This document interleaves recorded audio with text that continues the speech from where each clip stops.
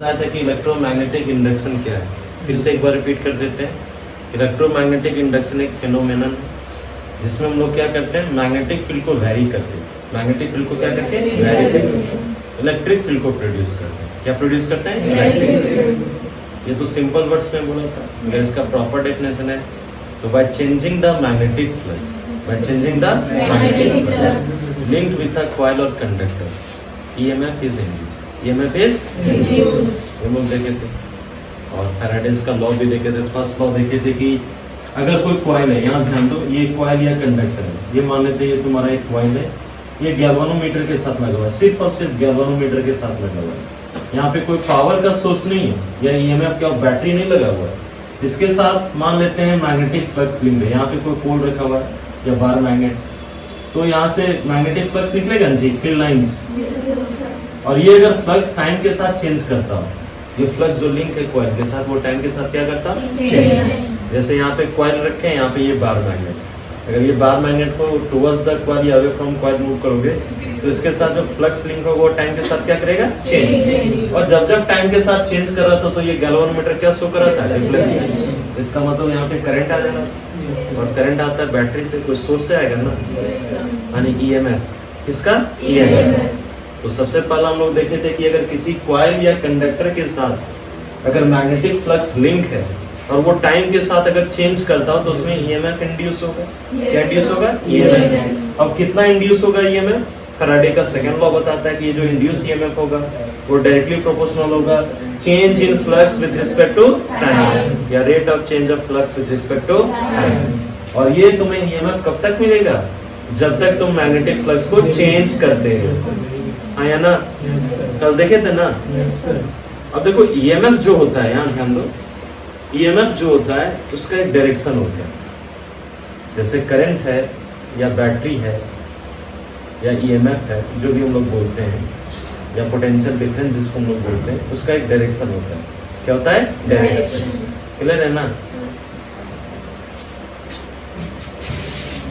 मेरे भाई, कब तक तुम लोग टाइम पे आना सीखोगे? आज तक तो तुम लोग, क्या तुमने कसम खाया है?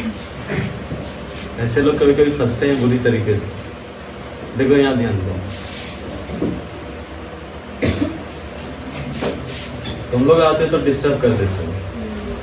देखो इधर तो करंट का डायरेक्शन होता है। करंट का क्या होता है, डायरेक्शन। हम लोग जानते हैं करंट का डायरेक्शन होता है, अगर एक बैटरी है तो बैटरी के पॉजिटिव टर्मिनल से निकलेगा, जाएगा कहाँ, नेगेटिव। ये नेगेटिव से जाता है पॉजिटिव अंदर सिर्फ। क्लियर है ना? हाँ या नहीं? यानी करंट का एक डायरेक्शन है, फिक्स डायरेक्शन। हम लोग बोलते हैं कि the direction of current is opposite to the direction of flow of electrons.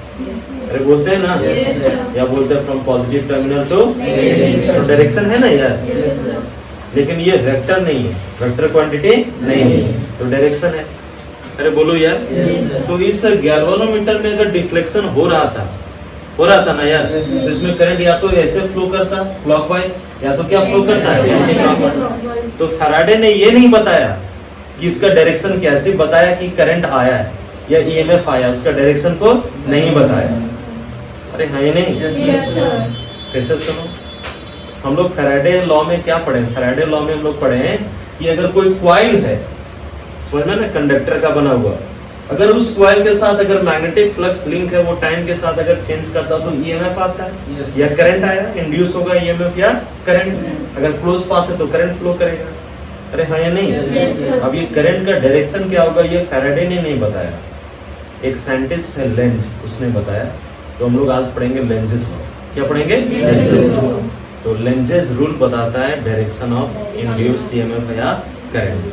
तो हम लोग लिखेंगे सबसे पहले लेंजेस लॉ का स्टेटमेंट। और ये क्या है, लेंजेस लॉ। ठीक है, सबसे पहले लिखो लेंजेस लॉ। ये क्या है लेंजेस लॉ, ये लिखना है। तो Lenz's law, it will be used और it is used to find out the direction of induced EMF or current, induced EMF or current, EMF or current in a coil or conductor। ठीक है, Lenz's law direction बताता है। ठीक है ना। तो सबसे पहले इसका स्टेटमेंट हम लोग लिखेंगे, what is the statement of Lenz's law. तो स्टेटमेंट लिखा जाए, फिर इसको हम पूरा डिटेल में एनालिसिस करेंगे। क्लियर है ना? तो स्टेटमेंट लिखा जाए, देखो the direction of induced EMF और current, the direction of induced EMF और current is such that it opposes the cause which produces it. It opposes the cause which produces it.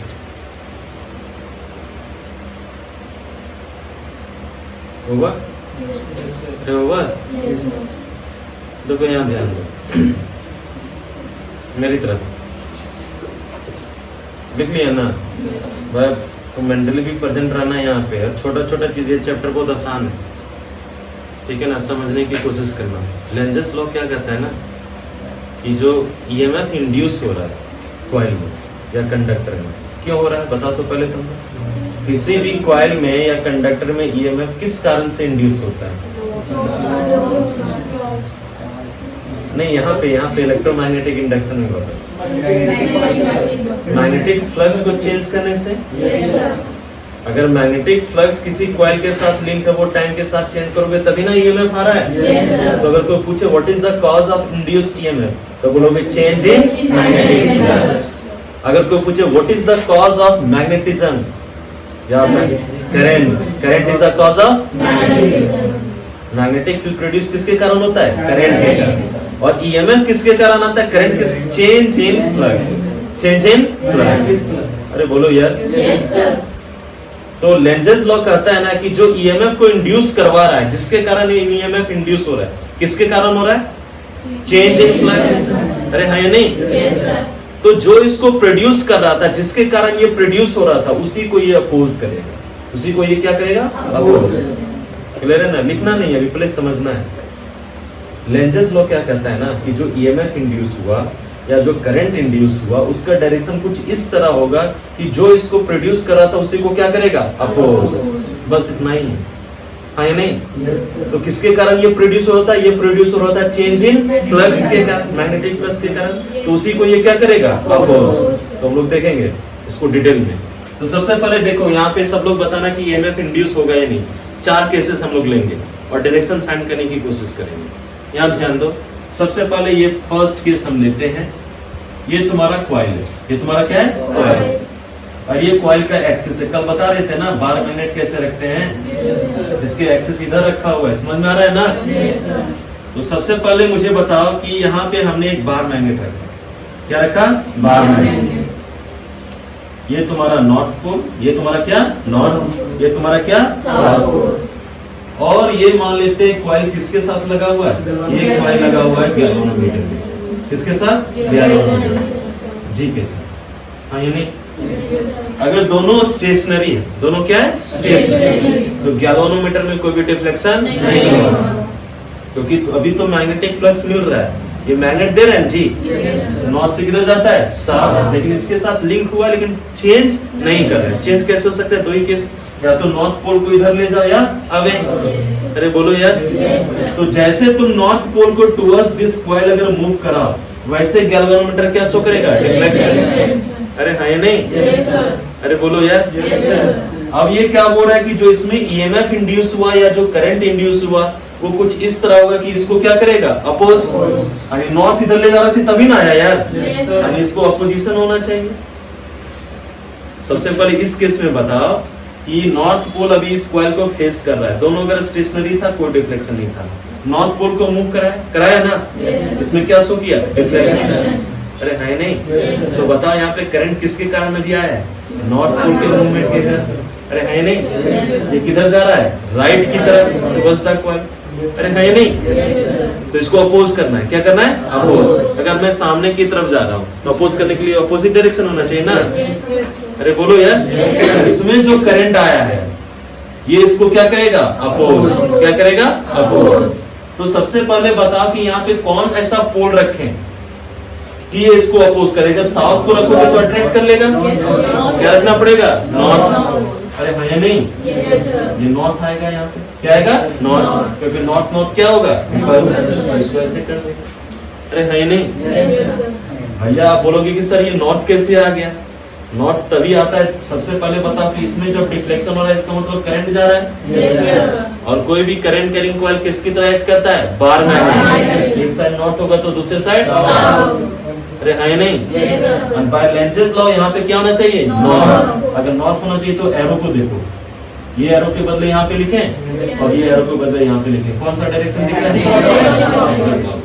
इसका मतलब ये वाला पॉइंट है पॉजिटिव, क्योंकि current कहाँ से निकलता है? पॉजिटिव। जाता कहाँ है? नेगेटिव। यानी ये वाला एंड पॉजिटिव हो गया, ये एंड नेगेटिव। अरे बोलो यार, इसका मतलब यहाँ पे एक बैटरी है, इसका पॉजिटिव यहाँ पे, नेगेटिव यहाँ पे। क्लियर है क्या? और देख लेते हैं दूसरा केस, अगर नहीं समझ में आया तो समझ में आ जाएगा। ये कॉइल को मैं ऐसे रखा, तुम लोग बताना है, तुम सोच के बताना, बहुत आसान है। एक कॉइल है, इस कॉइल को मैंने गैल्वेनोमीटर के साथ कनेक्ट किया, अभी कुछ नहीं है, सिर्फ गैल्वेनोमीटर है। क्या ये कॉइल किसी सोर्स के साथ, पावर सोर्स के साथ कनेक्टेड है? ये किसी सप्लाई के साथ है? नहीं। तो गैल्वेनोमीटर तो कोई डिफ्लेक्शन शो नहीं करेगा, करेगा क्या? अब हमने क्या किया, इसके एक्सिस के अलोंग में, ये सेंटर के अलोंग में जो लाइन जाता है, ये इसका एक्सिस, यहाँ पे हमने एक बार मैग्नेट रखा। क्या रखा? Bar magnet. स्टेशनरी रखा भी, दोनों को क्या रखा? स्टेशनरी। ये नॉर्थ है, ये क्या है? साउथ। तो पहला केस में हम नॉर्थ को उधर ले जाते हैं ना, दोनों स्टेशनरी है, डिफ्लेक्शन क्या होगा? जीरो। अब नॉर्थ को अवे ले जाओ, नॉर्थ को क्या ले जाओ? अवे।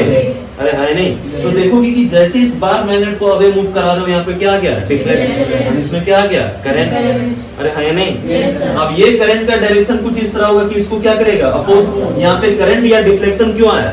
यहाँ पे करंट या डिफ्लेक्शन इस कॉइल में इसलिए आया क्योंकि ये जो नॉर्थ पोल है उसको हम लोग क्या मूव करा रहे हैं? अवे। तो अगर मैं आगे की तरफ जा रहा, मुझको अगर अपोज करना है तो पीछे से कोई खींचेगा? अरे है नहीं? अगर ये इधर जा रहा है तो उसको अपोज करने के लिए अपोजिट डायरेक्शन में फोर्स लगना चाहिए ना। तो नॉर्थ है, अरे है नहीं? यहाँ पे कौन सा पोल होना चाहिए? साउथ। अरे बोलो यार, देखो इस एरो, यहाँ साउथ में एक साउथ ड्रॉ कर लेना, यहाँ पे एरो, ये एरो कर दिए, एक ये ऐसा एरो कर दिए। यहाँ पे डायरेक्शन ऑफ करंट का कैसा है? क्लॉकवाइज। क्या है? क्लॉकवाइज। यानी ये पॉजिटिव हो गया, ये नेगेटिव। तो क्या पोलैरिटी फाइंड कर लिए ना, डायरेक्शन फाइंड कर लिए ना। यहाँ पे डायरेक्शन कैसा है? क्लॉकवाइज। कैसा है? क्लॉकवाइज। यहाँ पे क्या था? Anti clockwise. Current anti clockwise flow कर रहा है। अरे बोलो यार, दो केसेस और हम लोग देख सकते हैं। क्लियर है ना? मैं देख लेता हूँ इसका साउथ पोल का। क्लियर है? कुछ नहीं, एकदम बहुत आसान है। और मैं एक चीज और यहाँ पे एक्सप्लेन करूंगा जिसको समझने की जरूरत है। ये सी वाला डायग्राम हम लोग देखते हैं। वापस से मैंने एक कॉइल लिया, ये तुम्हारा कॉइल है। इसको एक पूरा ये एक्सपेरिमेंट अगर समझ में आ गया ना, पूरा का पूरा ये चैप्टर तुमको समझो कि समझ में आ गया। बेसिक से क्लियर रखना है। ये गैल्वेनोमीटर है, अब पलट के पोल को करो। अब ये साउथ पोल हो गया इधर, ये नॉर्थ पोल हो गया। अरे हुआ ना? दोनों स्टेशनरी, ये भी क्या स्टेशनरी, ये भी with respect to each other they are stationary। दोनों क्या है? स्टेशनरी। कोई भी डिफ्लेक्शन नहीं होगा क्या? नहीं। अब ये साउथ पोल को मूव करा towards the coil, towards the coil.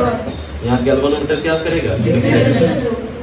नहीं, क्योंकि जब हम लोग ऐसा कर रहे थे, जब हम लोग साउथ पोल को मूव करा रहे थे, तो मैग्नेटिक फील्ड को क्या कर रहे हैं? मैग्नेटिक फ्लक्स को वेरी कर रहे हैं। क्या कर रहे हैं? वेरी। अरे बोलो यार। तो लेंजेस लॉ क्या कहता है? लेंजेस लॉ कहता है कि जब तुमने साउथ पोल को इधर मूव कराया तो इसमें ईएमएफ इंड्यूस हुआ। अब ये ईएमएफ का डायरेक्शन कुछ इस तरह होगा कि जो इसको प्रोड्यूस करा था उसी को क्या करेगा? अपोज। तो ये इधर जा रहा है तो इसको अपोज करने के लिए अपोजिट डायरेक्शन ना। तो यहाँ पे अगर साउथ है तो यहाँ पे भी क्या आएगा? साउथ। Oppose oppose. अरे है ना? साउथ साउथ रिपल्सन होगा ना यार। इसका मतलब यहाँ पे डायरेक्शन अभी कैसा हो गया? देखो क्लॉकवाइज है। क्या है? क्लॉकवाइज। अरे बोलो यार। और लास्ट हम लोग देख लेते हैं। अब साउथ पोल को अवे मूव करा रहे हैं। साउथ पोल को क्या मूव करा रहे हैं? अवे। ये आपका गैल्वेनोमीटर, ये आपका बार मैग्नेट, ये आपका साउथ पोल, ये आपका नॉर्थ पोल अलोंग एक्सिस रखा हुआ था। अब साउथ पोल को जैसे अवे मूव कराओगे इस स्टेशनरी कॉइल से, ये गैल्वेनोमीटर क्या शो करेगा? डिफ्लेक्शन। अरे है नहीं? तो इसको अपोज करने के लिए साउथ को क्या करना पड़ेगा? अट्रैक्ट, अपोजिट डायरेक्शन में। तो यहाँ पे कौन सा पोल होना चाहिए? नॉर्थ। अरे बोलो यार। तो ये हो जाएगा एंटी क्लॉकवाइज। क्या हो जाएगा? Anti clockwise. हाँ या ना? अरे बोलो यार। अच्छा एक चीज बताओ कि अगर मैं किसी चीज को उठा के, मान लेते किसी ऑब्जेक्ट को डिस्प्लेस किया, ये चेयर यहाँ पे रखा हुआ है, इस चेयर को मैंने डिस्प्लेस करके दूसरी जगह पे ले गया, तो हम काम किए ना? हाँ या नहीं? उस काम का नाम बता सकते? कौन सा काम है? हाँ, बहुत सारा काम होता है, इलेक्ट्रिकल होता है, मैकेनिकल होता है। कौन सा वर्क? मैकेनिकल वर्क होता है। क्या होता है? Mechanical work. अरे बोलो यार। तो क्या ये बार मैंने अपने आगे पीछे हो रहा था? मैं कर रहा था ना? अरे बोलो यार। तो मैं क्या कर रहा था? Mechanical work. हाँ या ना? अरे बोलो यार। तो हम लोग जो काम करते हैं वही तो एनर्जी है। अरे वही ना एनर्जी है। वर्क डन और एनर्जी दोनों क्या है? सेम। तो सबसे पहले यहाँ ध्यान दो, एकदम समझने की जरूरत है। तुम लोग ने पढ़ा होगा एक चीज की, law of conservation of energy. Law of conservation of energy. किसी भी फॉर्म ऑफ एनर्जी को तुम क्रिएट नहीं कर सकते, ना तुम डिस्ट्रॉय, सिर्फ one form to other form. अरे नहीं, करंट आया मतलब कौन सा एनर्जी? Electrical energy. अरे हाँ या नहीं? अरे बोलो यार। तो ये एनर्जी कैसे आया था जानते हो? क्योंकि हम लोग काम कर रहे थे, काम करना बंद कर देता तो एनर्जी भी खत्म। अरे बोलो यार। तो भी देखो कैसे काम कर रहे थे। तो सबसे पहले जब दोनों को स्टेशनरी रखे थे, दोनों को क्या रखे थे? स्टेशनरी। तो डिफ्लेक्शन नहीं था, और नॉर्थ पोल को तुमने मूव कराया, डिफ्लेक्शन होगा। अरे है या नहीं? तो यहाँ पे कौन सा पोल क्रिएट हुआ? North pole. और नॉर्थ पोल क्या होगा? रिपल्सन। मैं आगे जाना चाह रहा हूँ, पीछे से कोई मुझे धक्का दे रहा है, तो मुझे आगे बढ़ने के लिए, फर्दर आगे बढ़ने के लिए उसके अगेंस्ट में क्या करना पड़ेगा? काम करना पड़ेगा जी।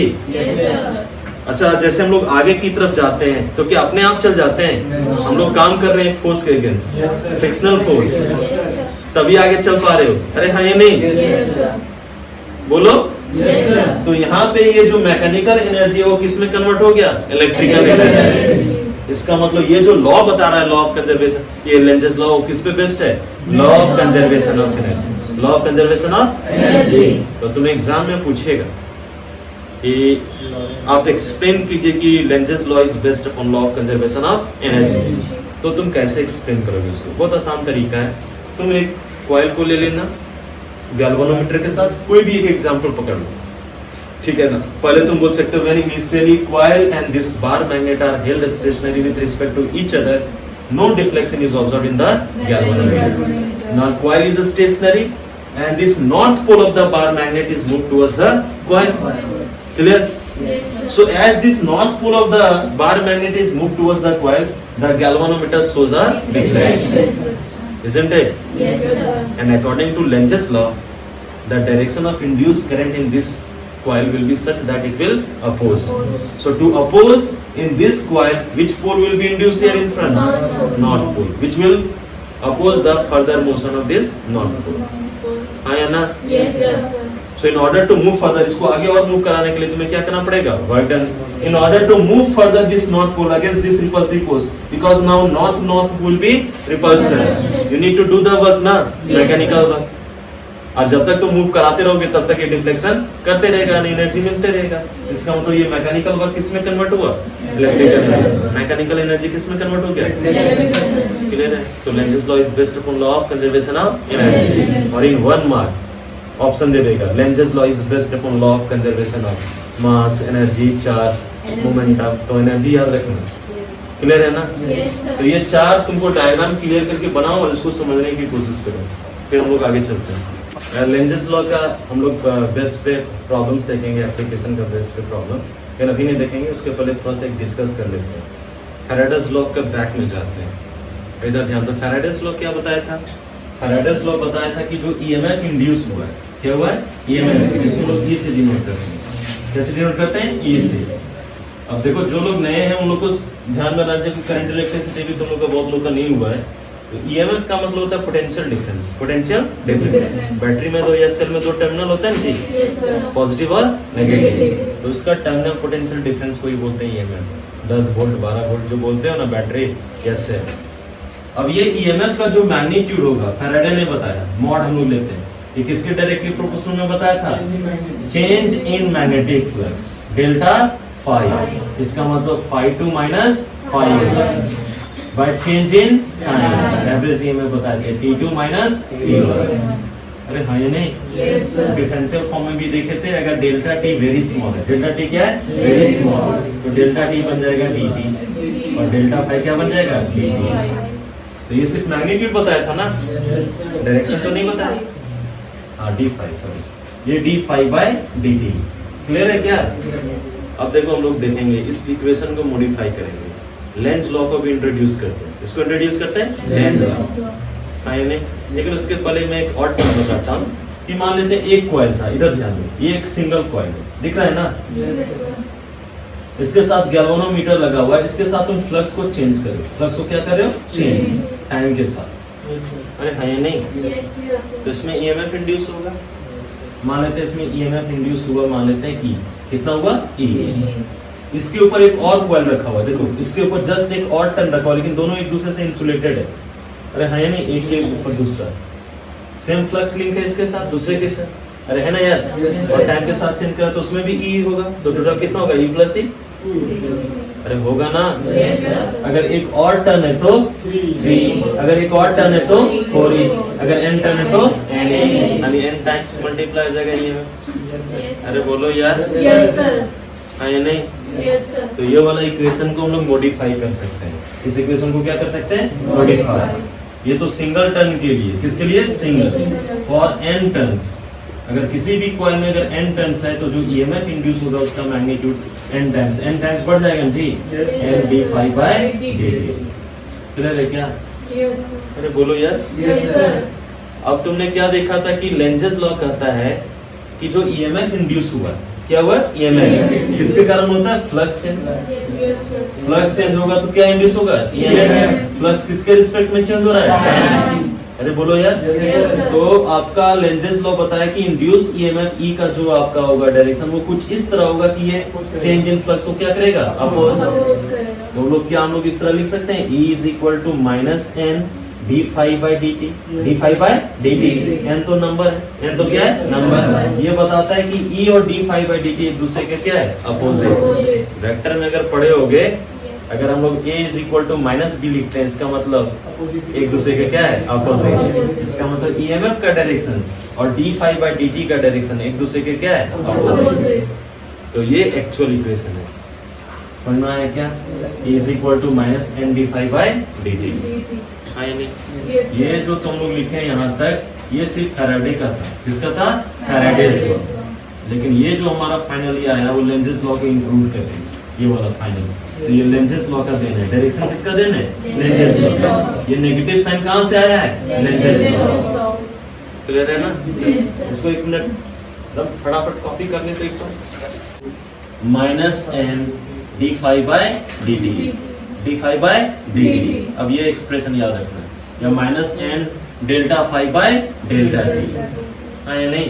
तो यहाँ नेगेटिव साइन का सिग्निफिकेंस क्या है वो याद रहेगा? नेगेटिव साइन बताता है कि change in flux with respect to time और ईएमएफ एक दूसरे के क्या है? अपोजिट। और इंड्यूस ईएमएफ इसको अपोज कर रहा है। क्लियर है क्या? अब देखेंगे, देखो ईएमएफ जो इंड्यूस हो रहा है कॉइल या कंडक्टर में, वो किसके कारण हो रहा है? फ्लक्स को चेंज करने से ना? अरे बोलो यार। अब हम लोग जानते हैं फ्लक्स का फॉर्मूला, वी नो फ्लक्स हम ऑलरेडी एक्सप्लेन कर चुके हैं। जो मैग्नेटिक फ्लक्स फाई होता है वो होता है B dot A, B dot A। अरे हाँ या नहीं? या हम लोग बोलते हैं फाई इज इक्वल टू, हम लोग बोलते हैं BA cos theta, BA cos theta, जहाँ पे B है मैग्नेटिक फील्ड, ये है एरिया जिसके थ्रू पास कर रहा है फ्लक्स, और थीटा है एंगल। बताए थे ना? तो अगर इस वैल्यू को देखो, अब देखो यहाँ ध्यान दो, फाई को कितने तरीके से चेंज कर सकते हो किसी के थ्रू? या तो बी को चेंज करो, अगर बी चेंज हो गया तो फाई भी चेंज, ए को चेंज करो तो फाई भी चेंज, और थीटा को चेंज करो तो फाई भी चेंज। यानी फ्लक्स को चेंज करने के लिए कितने तरीके हैं? 3। कितने तरीके हैं? 3। हाँ या ना? फ्लक्स को चेंज करने के कितने तरीके हैं? 3। फ्लक्स फिर से तुमको एक बार बता देते हैं। फ्लक्स किसको बोलते हैं? इलेक्ट्रिक फ्लक्स की तरह है। मैग्नेटिक फ्लक्स बोलते हैं, मान लेते हैं कोई सरफेस ऐसे करके रखा हुआ है, रखा हुआ जी, इसका कुछ एरिया होगा ना?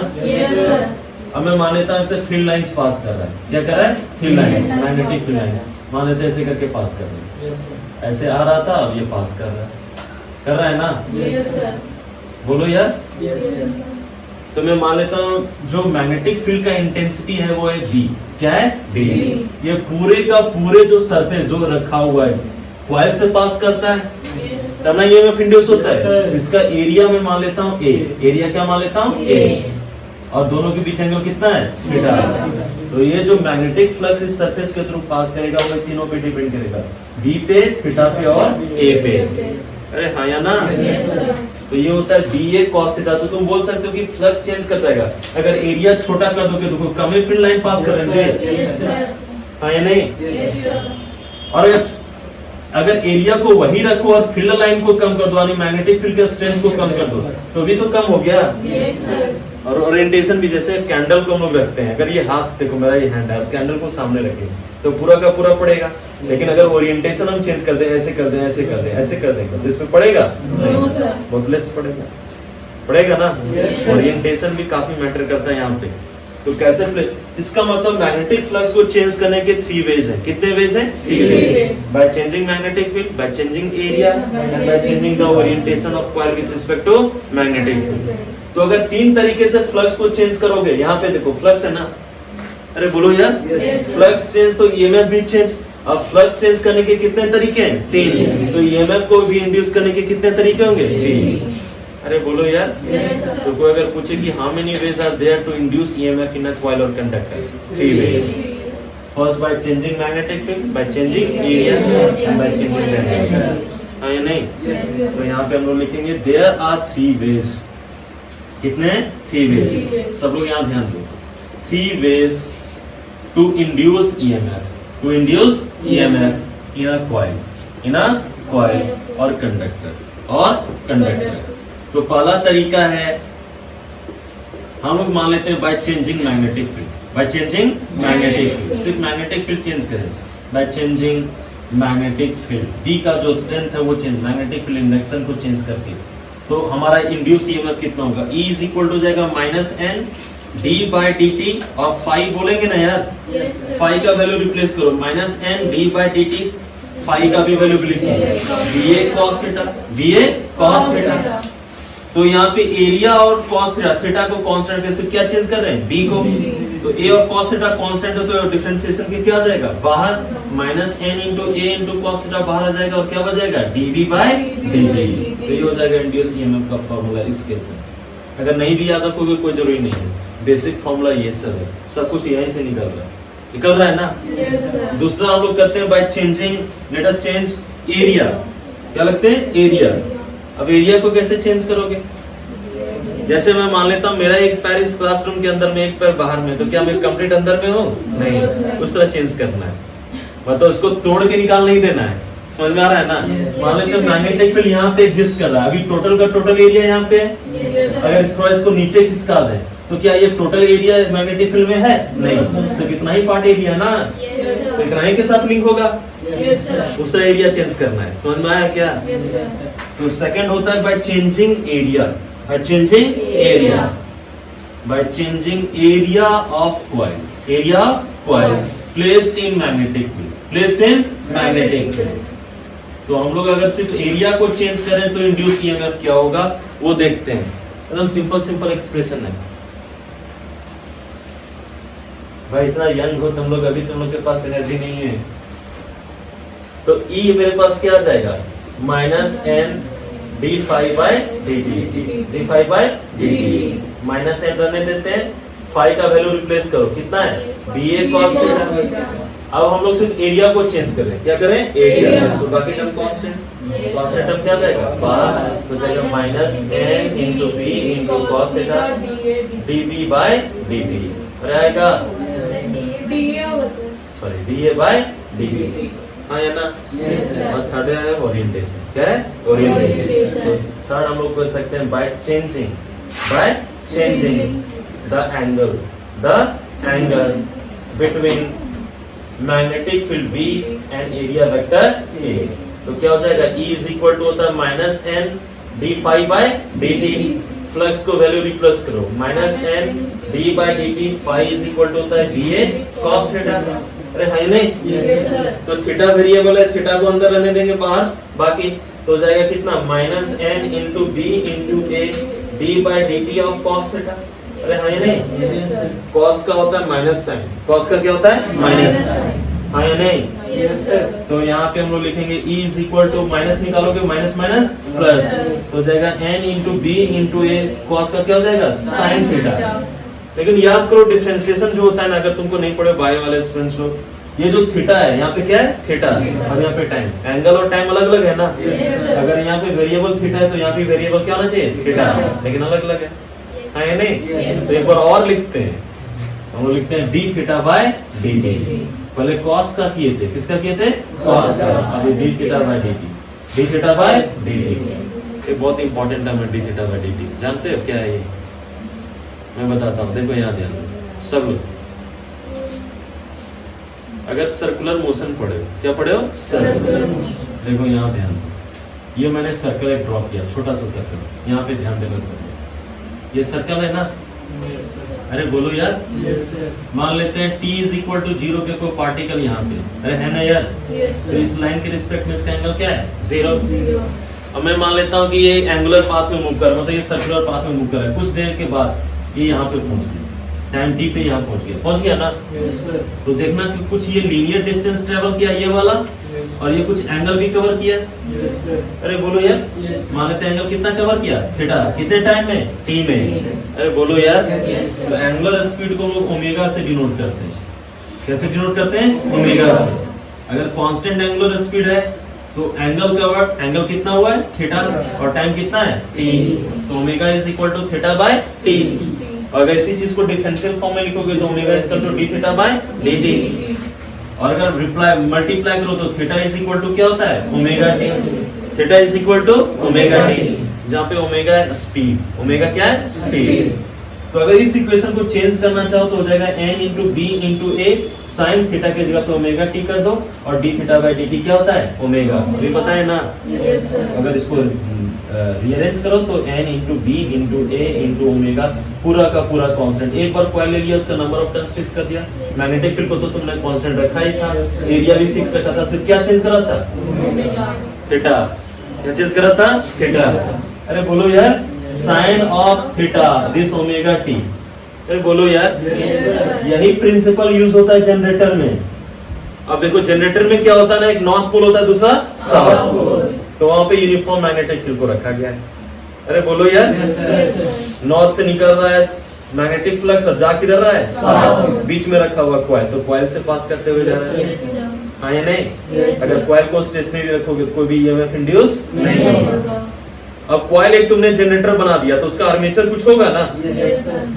जैसे मेरा ये मोबाइल है, एक बार ये शेप फिक्स है, क्या इसका शेप को भी मैं चेंज करूंगा नहीं?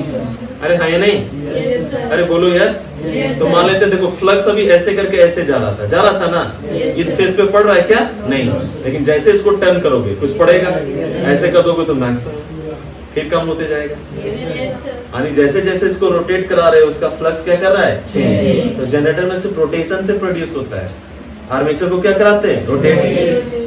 घर तक जो शादी में लगता है जनरेटर, जानते हो ना? अरे हाँ या नहीं? तो एक बार वो घूमना स्टार्ट करता है तो फिर तुमको इलेक्ट्रिसिटी मिलता है, हाँ या नहीं? तो ये जो है ना, यहाँ पे देखो ईएमएफ कांस्टेंट नहीं, इसको हम लोग आगे में डिटेल में एनालिसिस करेंगे। तो ये अगर कोई पूछे सिंपल तरीके से कि कितने तरीके हैं, how many ways are there to induce EMF in a coil? First by changing magnetic field, second by changing area, third by changing angle, magnetic field and area. Clear है क्या? और तीनों का इक्वेशन मैंने लिख दिया। चलो इसको कॉपी करो।